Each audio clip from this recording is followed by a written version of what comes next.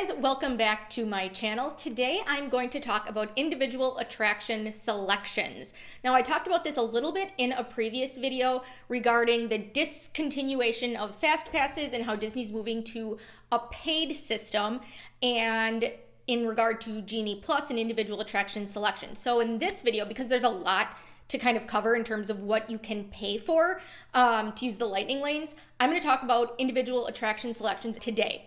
So like I said, fast passes have been discontinued in place of a paid system. And one of the options for paying is the individual attraction selections.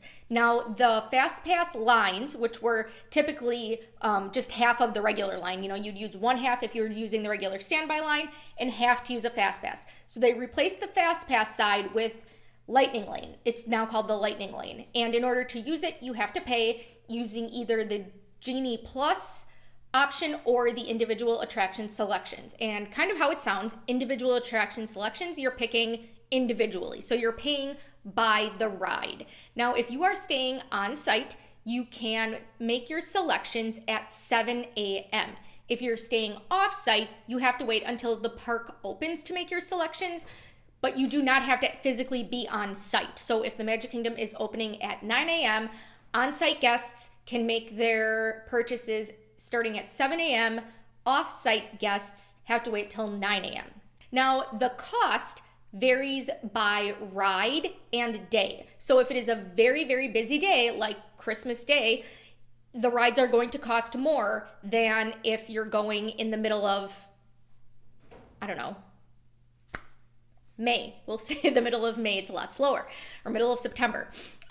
So the cost varies by day and by ride. Now, something to consider is currently, I'm saying currently because everything with Disney is subject to change, but currently there are 2 rides at each park, at each theme park, that are options for you to book. Now, these rides are not options on Genie Plus. So anything that's on this list is not in Genie Plus, or eligible with Genie Plus, and everything with Genie Plus is not eligible for individual attraction selections.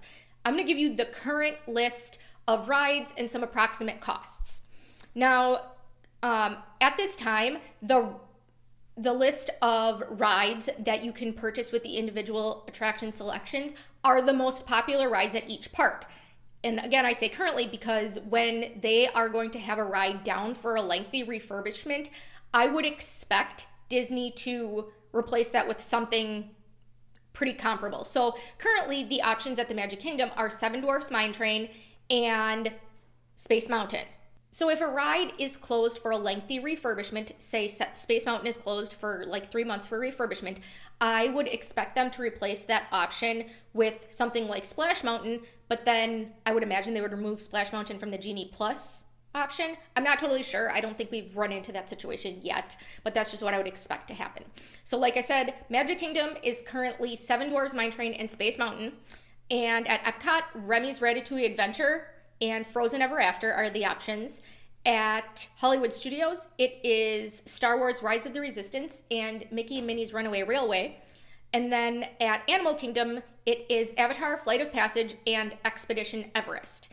So Expedition Everest is currently priced as the least expensive at $7. And like I said, it's going to vary by day, but this is the price that when I looked, these were the prices. And Rise of the Resistance, not surprisingly, is the most expensive at $15 per person. So because you're picking per person, not everybody you don't have to pay for everybody. If you're going with a 2-year-old that can't ride Flight of Passage, you don't have to pick and pay for, the parent that's staying with them. So you just pay for the people that are riding. So what you're going to do at 7 a.m. is you can go into the My Disney Experience app and pick the rides that you are interested in. And like I said, you can start at 7 a.m. You can pick up to 2 rides per person per day.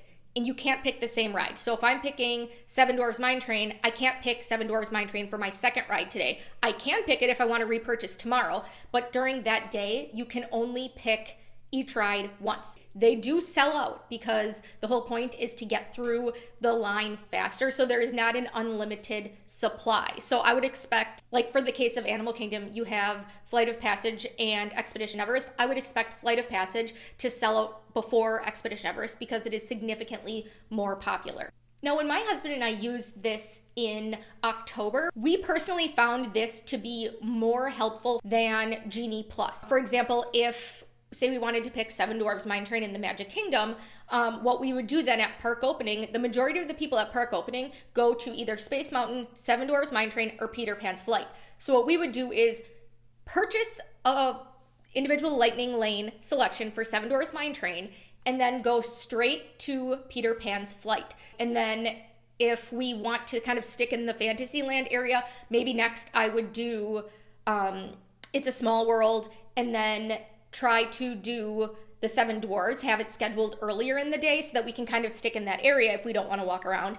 And then by the time we're done with that, the rest of the park will likely be open, and because it opens a half an hour early for the early morning hours for the people that are staying on site, then we can head over to Frontierland and by way of Liberty Square, and we would possibly hit the Haunted Mansion and then go to Splash Mountain and Thunder Mountain. Those are the more popular rides. Then after that, we will typically go to Pirates of the Caribbean, and those are the most popular rides, I would say. So that's how we've managed to use the individual attraction selections to our benefit, and how we managed to make the most of it. Something to consider when people say, is it worth it? I have clients all the time that ask me if something is worth it, and really what you have to consider is it worth it to you? Because it will be different for everybody, right?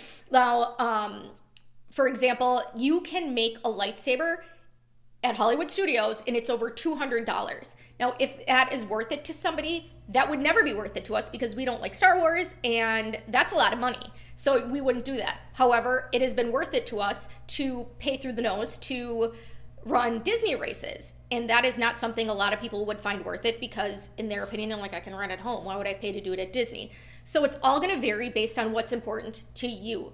Something I consider in terms of is an individual attraction selection worth it is how long have the lines been during your trip, and if it's very busy. You can kind of figure out just roughly in your head how much you're paying in terms of your ticket a day and how long you're spending in line. If your line is going to be an hour and a half long, maybe it's worth it to you to pay the $7 to ride Expedition Everest. So that's kind of how I think about it too, because time is money and you're paying a lot of money to be in Disney. Does it make sense to pay more or to just stand in line and do less if it means you can ride 10 rides versus only 4 in a day?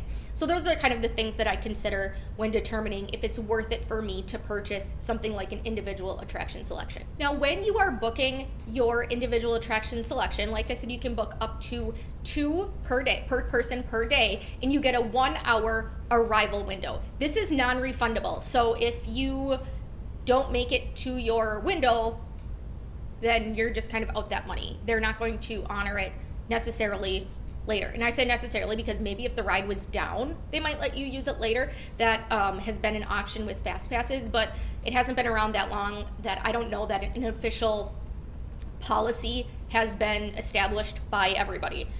The last thing I wanted to mention in this regard, so some things have changed with uses of virtual queues.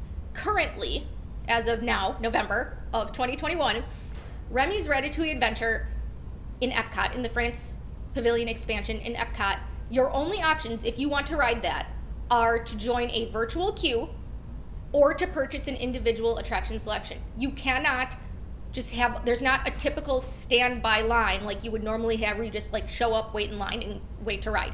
They currently don't have that option because the lines would be super, super long. So if you want to ride Remy, those are your 2 options. And you would get online right away at 7 and try to join the virtual queue. And then if you can't do that, like when we were there at 7:01, the spots were all taken. So my only option was to either purchase an individual attraction selection or not ride it. And so that's Remy. Your options are virtual queue or individual attraction selections. Now at Rise of the Resistance, they used to have a virtual queue. They currently do not. So at Star Wars Rise of the Resistance in Hollywood Studios, your only option if you want to ride it is the standby line or individual attraction selections. There's not a virtual queue. So again, standby line is just you show up, wait there in person like you've always done it. That's just a regular line. So those are your options there. So that is what I have to share with you guys about the individual attraction selections. Like I said, I'm going to do a separate video on Genie Plus because otherwise this would be super, super long, and I think it would get very boring and it's just a lot of information. So I'm going to stick with just the individual attraction selections for this video, and I will talk to you about Disney Genie another time. Thank you guys so much for watching. I hope you found this video helpful, and I'll talk to you later. Bye, guys.